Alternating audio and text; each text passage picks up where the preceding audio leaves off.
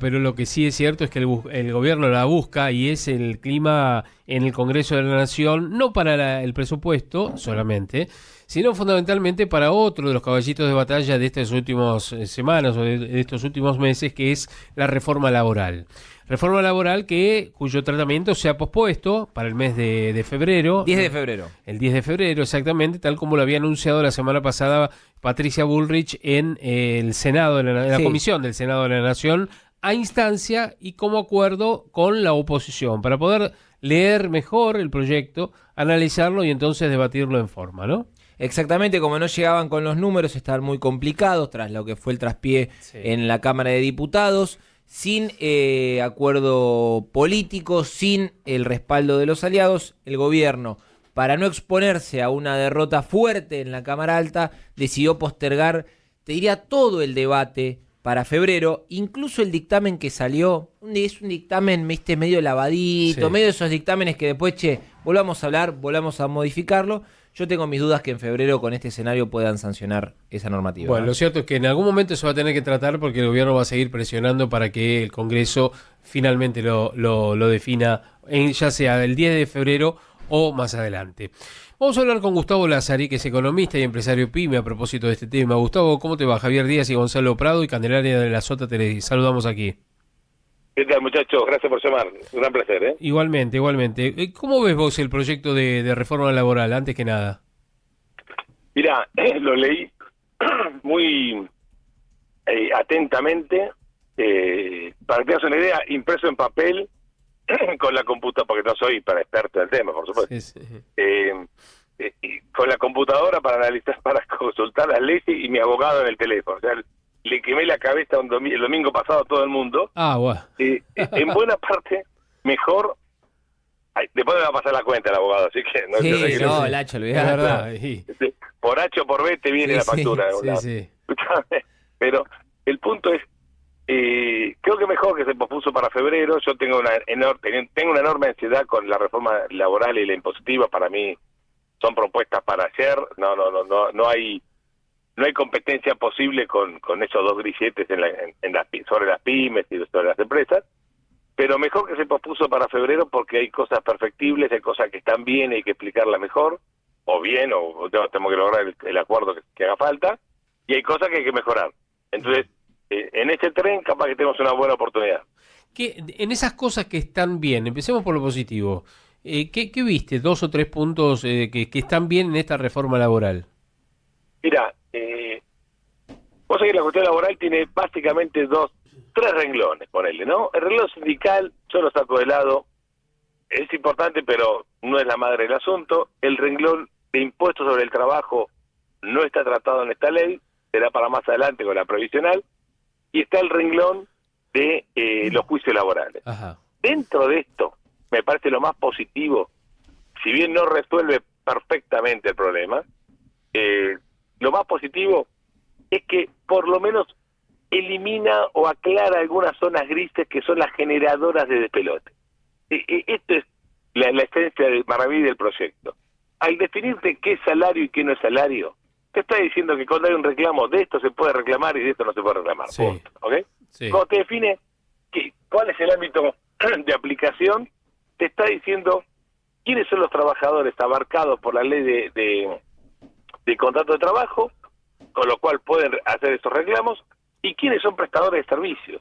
Y si vos te fijas, casi todos los juicios laborales tienen esta característica.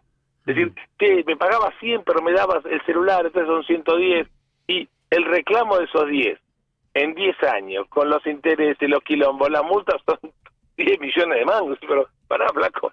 Entonces, ¿el celular entra o no entra? Acá te dice no entra, chao, listo. Lo que entra es lo que está en el recibo. Claro, porque entonces, lo que pasa... Al aclarar zonas grises, perdóname, limita en buena parte de la industria del juicio. Claro, el otro día lo estaba hablando con amigos que son empleadores, tienen empresa, y me dicen, no es ilegal lo que hacen, porque está dentro de la ley. Lo que hay que hacer es reformarla para que esto no ocurra. Porque si un empleado que se considera despedido por distintas circunstancias y hace un reclamo de llevarse un monto de, supongamos, hoy 5 millones de pesos por esa indemnización, hace un juicio que demora varios años, más los intereses y demás, se termina llevando como 40 millones. Pero absolutamente, y esos son casos definitivamente habituales. Pero permitime una cuestión, porque nombraste la situación justa. Primero, a ninguna empresa, yo no soy gran experimentado, pero recorro el país, no tengo palabra autorizada, pero permitime, a nadie le interesa tener juicio. Nosotros en el gremio siempre decimos mal arreglo mejor que buen juicio, Sí. dejemos la puerta abierta, yo no sé cuándo te voy a necesitar y vos no sabés cuándo me vas a necesitar, la vida es dinámica, ¿ok? Por lo general, la gente arregla, consensúa algo, qué sé yo. ¿Qué pasa cuando hay un juicio de este tipo? Posiblemente después el juez diga, no, pará, flaco, no son 40 palos, son 8 cuando correspondían 4, siguiendo tu ejemplo, ¿ok? Sí. Y ya te da una sensación de injusticia, ¿no? Bueno, se genera mucho conflicto incluso dentro de la fábrica, porque el resto del personal te dice, uy, a ver este pibe qué hace. Si pone los 40 palos de una, me subo yo después que lo muestre, ¿entendés? Sí. Y la pelea es otra cosa. Pero además te genera algo que mientras dura el juicio o el caso del el tratamiento del caso, vos tenés un contingente enorme. ¿Qué significa un contingente? Un pasivo que puede darse o no, ¿ok? Sí. Y como es indeterminado, quien te tiene que dar crédito, esto es un proveedor, esto es el banco, esto es un inversor, a tu emprendimiento, por más chiquito que sea, siempre algún crédito tenés. El tipo te mira con reojo y dice, este loco, este tipo tiene un juicio, tiene un quilombo bárbaro. ¿A quién le va a pagar el día que el juez baje el martillo? ¿Al banco? Es verdad. ¿Al proveedor? ¿O al despelote? Exacto. Que lo embarga y tiene 3 millones de líos. Entonces, ahí se te resiente mucho el crédito. Las pymes no tenemos crédito. Entre otros casos, por esto, no es el único tema, no voy a ser monocausal, pero este es un tema muy, muy importante. Por eso, esta ley tiene que poner un poquito más de foco sobre pymes, porque, por ejemplo, sobre las empresas grandes, sí establece un tope salarial, un tope indemnizatorio, Claro. pero no sobre los chicos. Entonces, hay que ir también un tope sobre chicos. Claro, no debería un ser tope al revés, ridículo. ¿no? Los que tienen que tener más beneficios deberían ser No, las pymes y no, aquellos pero que por tienen el espalda caso financiera. ¿Qué tal, Cande? ¿Cómo está, vos sabés Gustavo? por el caso Bisotti se puso un límite hay un famoso caso Sí. en el quilombo laboral que a un salario muy alto, cuando vos aplicás todo esto, se te hace el valor de la empresa. Claro. Un solo salario. En las pymes con uno solo se hace 3 valores de la empresa. Pero en este gran efecto, pues ahí se le pone el límite que técnicamente es un límite al tope, un tope indemnizatorio. Yo creo que debería haber y debería incorporarse. Para mí con eso se termina la industria del juicio, ¿ok? Pero ¿Vos bueno, crees, no crees sé por qué. que, a ver, vamos por partes, ¿vos crees que las reformas que proponen la reforma laboral, aún con estas mejoras que seguramente se puedan hacer de acá a febrero, van a ser generadoras de empleo o son una condición sine qua non, pero necesitamos que reactive la economía, si no las pymes no van a contratar trabajadores? No, por supuesto que es lo segundo. A ver, yo lo pongo como condición necesaria, no suficiente. Ok. ¿Ok? Vos decís, mañana, Gustavo, ahora estoy estacionado en la ruta en un costadito para hablar por teléfono. Corto con vos y me llaman 3 cadenas de supermercado y me triplican la compra. Más vale que salgo a contratar en cualquier condición. Es Claro. el típico debate pavote, estamos haciendo, pero, ¿viste? Estamos inventando que el agua moja. Ahora, vos me decís, si tenés un crecimiento del 10%, Sí, la mayor producción la atendés con más gente, yo te digo, ni loco. claro. Yo digo 10 por decir poquito, capaz que 10 puede ser mucho también, ¿no? Un crecimiento marginal, ni loco, ni se pasa por la cabeza. No puede pasar eso. ¿Ok? Entonces, cuando yo digo que es condición necesaria, es como cuando estás fabricando un auto. Vos agarras el chasis y le pones la rueda. ¿Es un auto? No, todavía no es un auto. Te falta el motor, que para mí es la reforma tributaria, y te falta la transmisión, te falta un montón de cosas, ¿ok? Entonces, pero sin motor y sin ruedas, no hay auto. Lacha, Está claro. aquí Gonzalo Prado te Señor. saluda. Que mencionaste Gracias. todo lo que te gustaba de lo, digamos, que consideraste que el proyecto, en lo que el proyecto es positivo, ¿no? El proyecto de reforma laboral. ¿En qué crees que el gobierno se equivocó o que le falta darle un ajuste de tuerca a la iniciativa que tiene? Para mí hay 3 cosas que en el mundo pyme son muy importantes. Yo creo que el tope indemnizatorio es importantísimo. Sí. Un tope alto, no digo un tope bajo, pero poner un coto, un límite. Te digo, si yo te pongo un ejemplo claro, si yo te choco el auto a vos, puede que se rompa una óptica, no hay ninguna posibilidad que el juez me diga pagarle todo el auto. Pagarle la óptica, te va a decir. Pagarle un poquito más porque sos un idiota, bueno, ok. Pero hay límites en la vida normal. En el derecho laboral, entras con un quilombo, no sabes con qué salís. Entonces, el tope es central. Y el tope te limita a las pretensiones de abogado, de perito, de todos los tipos que quieren engancharte como cuervo en el quilombo. El tope es uno, para mí le falta un tema no menor que en algunos gremios es jodido, es la voluntariedad del aporte. O sea, eso no está del todo claro. Está claro, o más o menos, para el aporte solidario.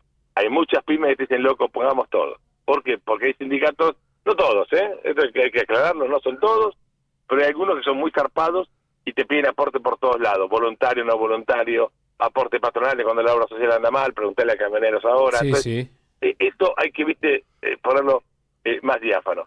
Y para mí, yo no me termina de cerrar el fondo de asistencia laboral. Y Gustavo, te hago una pregunta, las dos últimas. A ver, por un lado, la mano de, no digo solo en tu empresa, pero digo de lo que hablas con otros empresarios y demás.